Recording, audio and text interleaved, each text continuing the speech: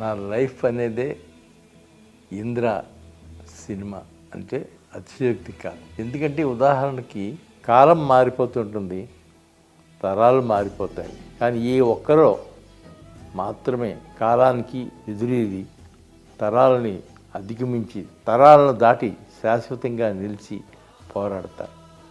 అలాంటి వ్యక్తే మెగాస్టార్ చిరంజీవి గారు. ఆయనతో ఈ చిత్రం నిర్మించడం నా అదృష్టం. చిరంజీవి గారిని ఎక్కడో ఇంత అదృష్టవంతుడిని విడిచి పట్టుకోవటం అనేది నా వల్లే అయ్యింది అనుకుంటాను నేను. థ్యాంక్స్ చిరంజీవి గారు.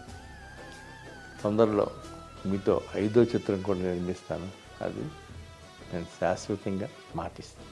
దర్శకుడు బి గోపాల్ నాకు తమ్ముళ్ళు అంటాడు. ఒక చిత్రం పనిచేసాం, ఆ తర్వాత మళ్ళా ఈ చిత్రాన్ని తనే డైరెక్ట్ చేయమని నేను అడిగితే తప్పకుండా సార్ నాకు